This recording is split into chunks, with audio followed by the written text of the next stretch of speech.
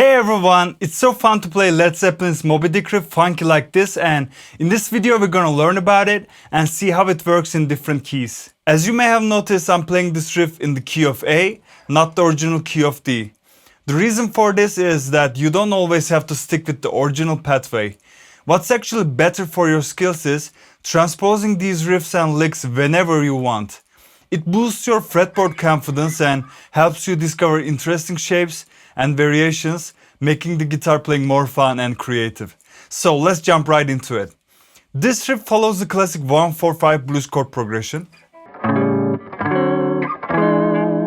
For the 1 chord we play this part here.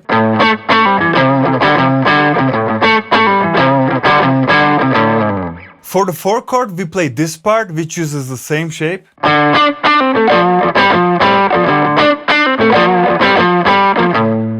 You can also play it here. Finally, for the 5th chord, we play this lick to define it. Then go back to the 4 chord and continue the lick. And finally, we land on the 1 chord again.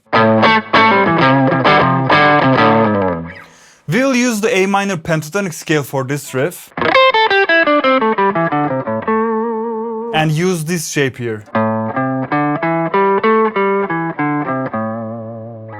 Start by playing the 5th fret on the E string with your thumb. Then play the 7th fret on the D string like this. I'm muting the E and A strings with my thumb and other strings with my index finger.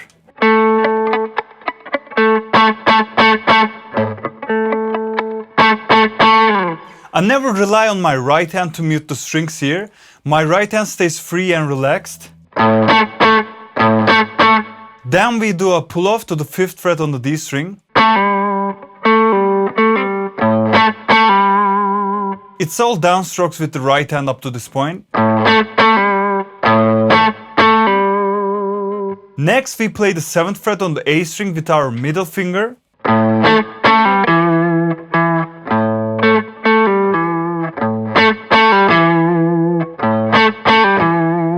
After that we play the 8th fret on the E string with our ring finger and add a brief vibrato here. I'm playing this part with my ring finger, not my pinky, because I can play this vibrato more precisely this way. You can also play it with your pinky like this, but I prefer to play it this way. It's really a matter of preference at this point. Choose the approach you're most comfortable with, but make sure to add these vibratos in, otherwise it will sound dull.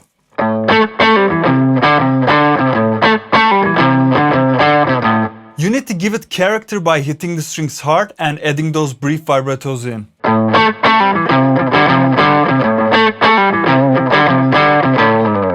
Then we go back and forth between the 5th fret on the A string and this note here. Let's take a look at the right hand here. This is the most classic up and down, but sometimes I add these strummings in.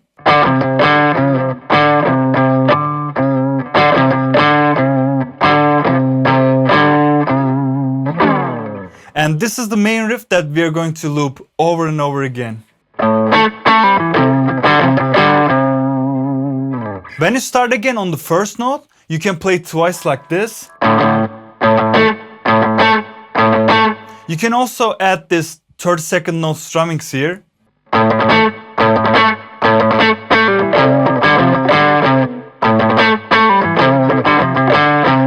To achieve this, your right hand should be very relaxed. Basically, we play down, down again and up. Focus on the first 3 strings here. Don't try to hit all strings when using this strumming technique. Like, I'm only focusing here.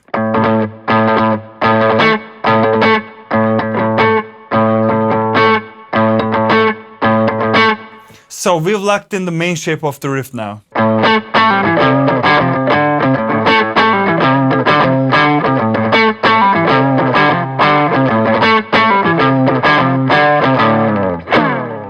When it comes to the 4-chord part, we play exactly the same shape here.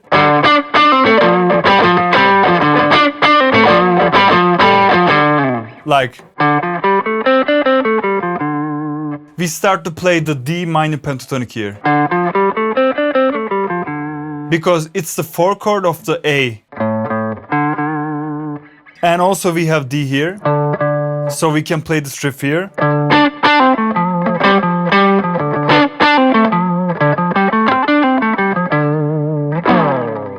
Make sure to visualize this riff using shapes in your mind, not note by note. So let's play the whole thing slowly again.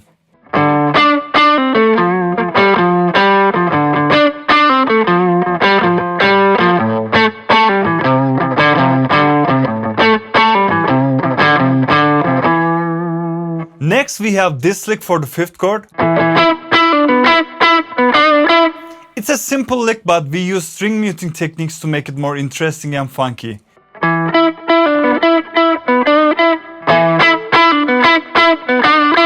Play the 7th fret on the A string twice. Mute the E string with your thumb again and the other strings with the inner part of your index finger. Then play the 9th fret on the G string. Mute the E and A strings with your thumb, the D string with your index finger, and other strings with the inner part of your ring finger. After that, we do a pull off to the 7th fret on the G string.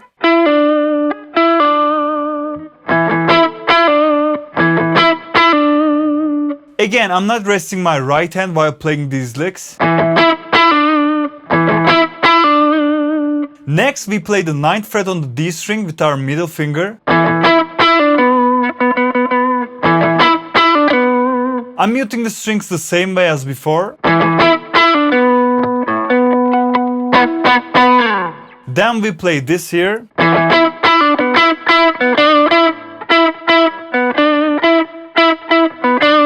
And add a vibrato here.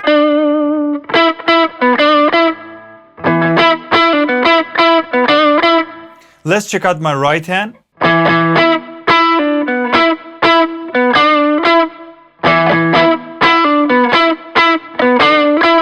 After that, we move to the 4-chord part and play this lick here. Do a strum on the 7th fret on the G string. We do the pull off again.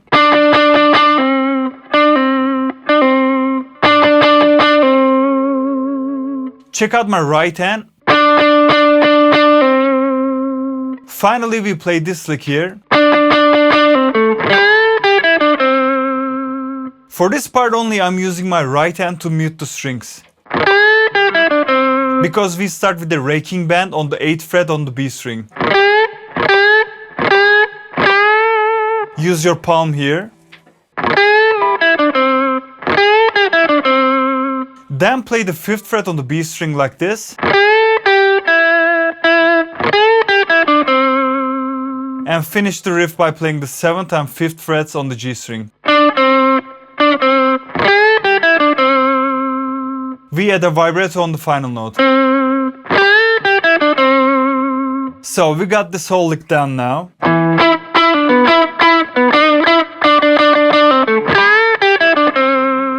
Let me play it slowly again.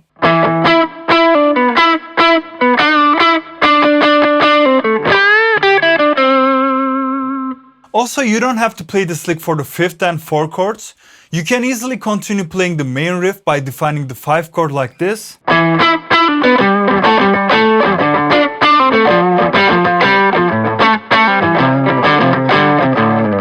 Now you can play this riff anywhere on the fretboard. Just memorize this pentatonic shape here.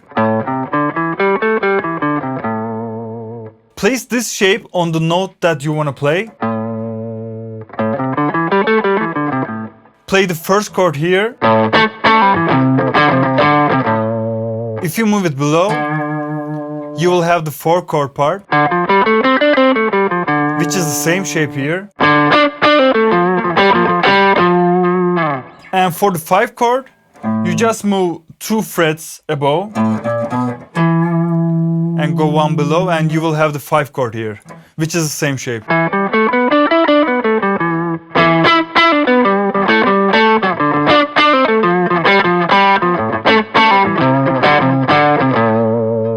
For example, I can instantly play it in B. Let's place our shape here. It will be our 1 chord.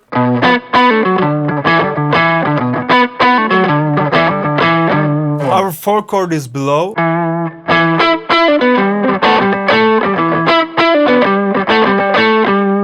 And let's switch to the 5 chord.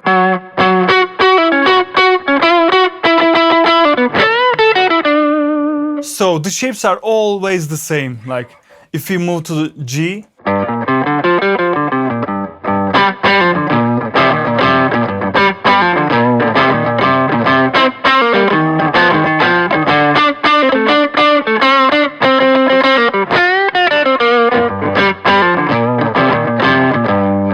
so let's play the whole thing slowly one more time again and wrap it up here, guys. If you have any questions, let me know in the comments below, and I will see you in the next one. Cheers.